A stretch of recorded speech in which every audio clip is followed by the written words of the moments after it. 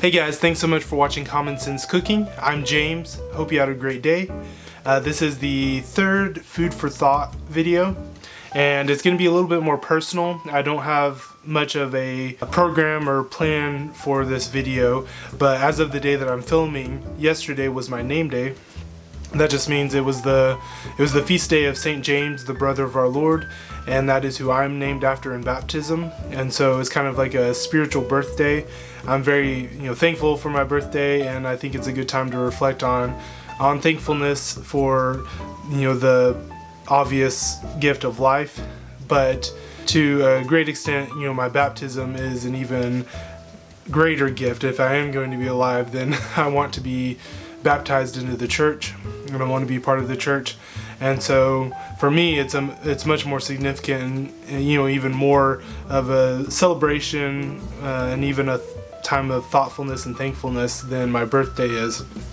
So it was a great day. I took off work, went to Divine Liturgy and another service that day, and spent some time with my family. It was a great time. But I just wanted to maybe talk a little bit about some of the things I thought about yesterday during my name day, and if anything profitable comes out of this, then I'll go ahead and upload this as the third Food for Thought episode. So if you are watching this, then I obviously thought it was worth watching. So I'll just start with, for any of those who are not familiar with Orthodoxy and don't know what a name day is or the significance of that, I'll just go into that a little bit to start off with. If you were not born into an Orthodox family and were not baptized as an infant and brought into the church, and you converted as an adult like I did, then you'll be given a name at baptism. Usually you will choose the name of a canonized saint and take on their name. Sometimes it's just, if you have a name of a saint already, then you will take on their name. If you have a special bond or interest with a certain saint, then that might be it. It's a very personal thing, and very, very much in line with an ongoing conversation with your spiritual father or your priest to decide that. I chose St. James, the brother of our Lord, because from a very young age I have been, you might even say, obsessed with the Epistle of St. James and his the way he wrote to the church, and I was very drawn to the way he talked about how to live out the gospel, and it was just very poignant to me. There are saints who read one verse out of the Bible and their lives were completely transformed because they just focused on living out one verse, like giving away all that you have to those in need. Some have completely disregarded fame, wealth, and any sort of pride, have given up everything and have focused entirely on Christ because of one verse of scripture. And that can be very true of books of scripture, like the Epistle of St. James, which is, for me, I would say even Ecclesiastes has played a very powerful role in my life. But it can also be the same way with the lives of saints. The saints, we have thousands of years now of examples of people who have taken on the embodiment, the Christ-likeness, to such an incredible extent, and different people are drawn to those different personalities and how those personalities are transformed by Christ. So it's very, very similar. You never know what is going to catch your attention and what is going to draw you into the church or draw you into a life of Christ-likeness. But I know St. James has played a huge role in any progress that I have made in my spiritual life, and so it was very, very easy for me to choose him. My birth name is Brandon, and so I could have gone with St. Brendan, and I'm obviously have a lot of respect and interest and love for St. Brendan, but it was just very obvious to me that I was James. So as far as I can, I go by James now. It's kind of like Saul becoming Paul, or Cephas becoming Peter. There's all these examples of people in the Old Testament, New Testament, who were transformed by God to such an extent that they had to take on a new name. That's true of every Christian. Hopefully, those who are serious, it's not a half-hearted thing that you take on a new name. But just to speak to the other side of things, my son, his name is Silouan. And we were already coming into the church at the time, so we were able to give him a name. And so we will continue to tell him the stories of Saint Silouan. So when we were trying to decide what to name our son, we thought about, our strengths and weaknesses, and maybe I'll go into it in another video more in depth, but we both were very drawn to the life of Saint Silouan, specifically because he portrayed certain things that we were very weak in, and he was very practical spiritually. We tend to be, we're very much products of our time and our generation, and we're way too focused on the intellectual and just not putting into action, which I guess is why I'm drawn to St. James, because he kind of corrects me to put my faith into works and into action. So we named him Silouan specifically because we wanted the influence of Saint Silouan in our lives. And as Orthodox Christians, we believe that naming our son after him will, with God's help and by God's grace, will bring the influence of Saint Silouan into our lives. The cloud of witnesses, the saints, are not inactive. They're not, up in the clouds just kicking back and doing whatever they want. They are even more engaged and more interested in the kingdom of God than I am, and than us on earth are, because they are perfected. And so they are very active. And so, we wanted his influence in our lives. And, we saw a weakness in our family unit and wanted that influence. And we are relying on his prayers to help us become more Christ-like and more godly as a family. So now, I'll maybe just talk about St. James for a little bit, see where that leads. St. James was the older half-brother of Christ by St. Joseph's first marriage. The Christian tradition and history, even up to the time of their early reformers, who didn't even question this. It wasn't until later in the Radical Reformation that some of this started being questioned.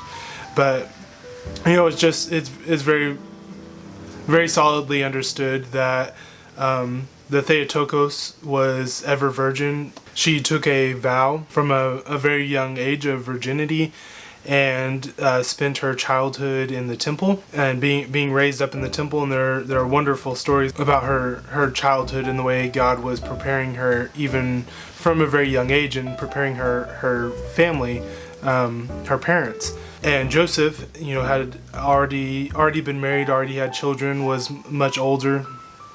I believe, forgive me if I'm wrong, I believe he was even related to the Theotokos, and Theotokos just means Mother of God, Mary. And so Joseph, had already had children. His wife had died. Once Mary's time in the temple had come to an end, she still needed, protection. So Saint Joseph betrothed her and was to take care of her. But by the time Jesus was born, he already had these older siblings, and Saint James was one of them. And I believe this is correct, that Saint James did not accept Christ as the Messiah, as Christ, until after the resurrection. Saint James took on the Nazirite vow, and he was known as a very holy man. I still remember a sermon or a homily I once heard that was talking about Saint Joseph and how he was more concerned with his character than he was his reputation. So when it came, obviously there were misunderstandings when it came to the Theotokos being pregnant, and he was worried for her sake primarily, even though he had plenty of reason to be worried for his own sake. He was worried for her sake and thought to put her away, but he was told not to. And so he trusted God. He trusted and did the right thing even though he knew it would go bad against his reputation. He was a very just and a man of great integrity. And you can definitely see that in St. James. St. James was very much a man of integrity, a man of great holiness, a man of great character, and he was very highly regarded by the Jews of that time, even after he became a Christian, and the apostles made him the first bishop of Jerusalem. In the book of Acts, I believe it's Acts chapter 15, he played a very pivotal role in the first Jerusalem council when the apostles all came together to decide something for the church on a very important matter, and by the Holy Spirit worked through that council to come to the right conclusion, and St. James played a huge role in that as the Bishop of Jerusalem. But even after he became a Christian, many of the Jews either followed him because they respected him so much, or they continued to have great respect for him. You can even read in the Jewish historian Josephus's writings, you can read about St. James and how much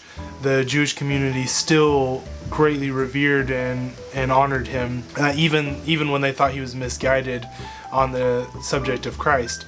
And the high priest, as I understand it, for reasons of bringing so many of the Jews to Christ, and also for a disagreement about taking up arms against Rome, which St. James was very much against, and the high priest was trying to rally up a revolution of sorts, and St. James was hindering that.